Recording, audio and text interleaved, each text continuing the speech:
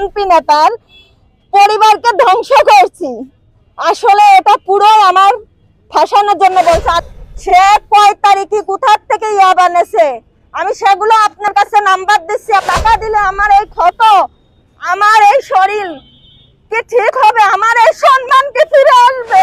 কেন তার পিতা প্রেস ক্লাবে আমার নামে মিথ্যা সম্মেলন করলো? এবং তারেক জিয়ার কাছে আমি সবার কাছে চাই আমার এটার জন্য সুস্থ বিচার হয়।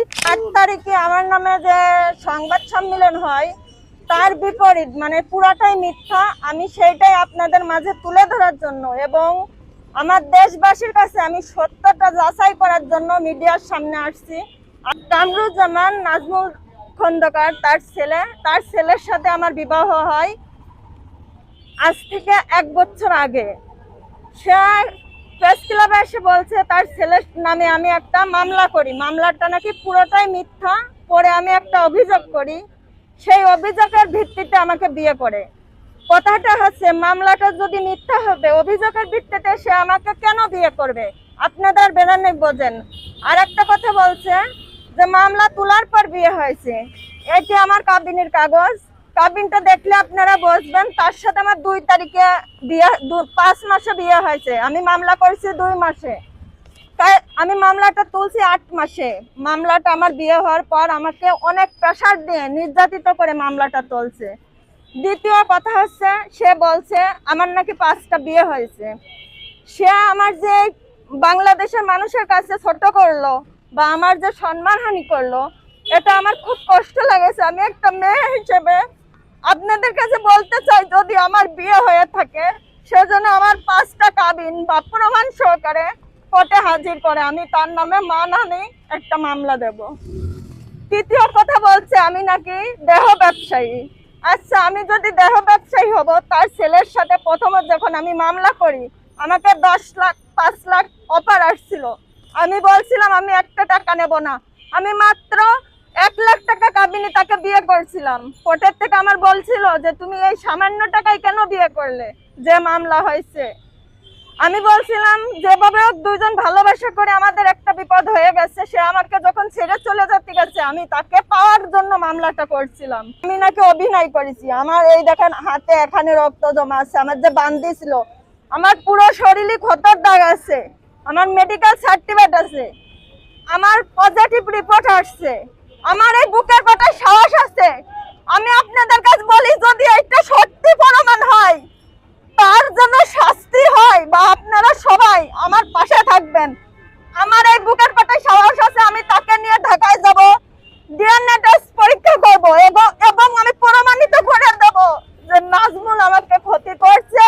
কালকে অবশ্য প্রেস ক্লাবে গিয়েছিলাম, ওখানে যে কিছু লাইভে যাওয়ার জন্য, যে কারণেই হোক ওখানে আমি ব্যর্থ হয়েছি। হয়তো রাজনীতি কোনো কারণেই থাক, যাই থাক, বা আমি একটা ছোটখাটো মানুষ বা সাধারণ মানুষ সেই হিসাবে। তারপর আমি সকল ভাইদের কাছে অনুরোধ করি যে ভাই, আমার যে বিষয়টা এটা সত্য, আমার কাছে সকল প্রমাণ আছে, তোমরা তো সত্যের পথে লড়বা। তাই তাদের অনুরোধের কারণে এই ভাই বোনেরা আমার পাশে আসছে। আর আমি দেশবাসীর কাছে বলি, পুরো ভিডিওটা আপনারা দেখে আপনারা বলবেন যে আমি যদি সত্যি যদি নির্যাতিত হয়ে থাকি, আমি যে কথা বলবো সেই কথা বলার শক্তিটা আমার ভিতরে অনেক কষ্ট করে উঠে আসছে। আমি কথাটাও বলতে পারছি না। আমি যে কতটা সুস্থ বা অসুস্থ আপনারা বুঝতে পারছেন। সবার কাছে আমার অনুরোধ, কথা এই সেনাবাহিনী, পুলিশ, আর্মি, প্রধান প্রতিষ্ঠাতা এবং তারেক জিয়ার কাছে আমি সবার কাছে চাই আমার এটার জন্য সুস্থ বিচার হয়। সবাই আমার পাশে থেকে আমার সুস্থ বিচারটা করে দেন। আমি কোনো টাকা পয়সা চাই না। যদি কিছু কিছু মানুষ আছে, নাজমুলের বন্ধু কিছু আইডির ভিতর ঢুকে বলে যে এই মেয়েটা খারাপ, টাকার জন্য এগুলো করছে, আমি তাদেরকে বলতে চাই আর আপনাদের সামনে বলতে চাই, এই মামলা যদি আমার 10 কোটি টাকা দেয়, টাকার বিনিময়ে কোনোদিনও মীমাংসা হবে না, জীবনেও হবে না। কারণ আমি টাকার জন্য এটা করিনি। টাকা দিলে আমার এই ক্ষত, আমার এই শরীর কি ঠিক হবে? আমার এই সম্মান কি ফিরে আসবে? তার বাবা যে প্রেস ক্লাবে লাইভের ভেতর আমার চরিত্র ধরে ধরে কথা বলছে, আমাকে ছোট করে করে কথা বলছে, আমাকে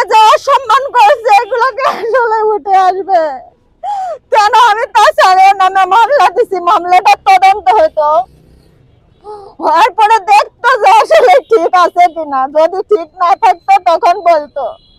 কিন্তু মামলা চলাকালীন সে বলছে যে এটা মিথ্যে, আমি মিথ্যা মামলা দিয়ে কোনো এক বিএনপি নেতার পরিবারকে ধ্বংস করছি। আসলে এটা পুরো আমার ফাঁসানোর জন্য বলছে। আর একটা কথা, কামরুজ্জামান বলছে আমি নাকি ইয়াবা সেবন করি। আমি আপনাদের কাছে বা সেনাবাহিনীর কাছে বলতে চাই, আমার ব্লাড নিয়ে, তার ছেলের ব্লাড নিয়ে পরীক্ষা করে আপনারা দেখবেন আসলে কে মাদক সেবন করে।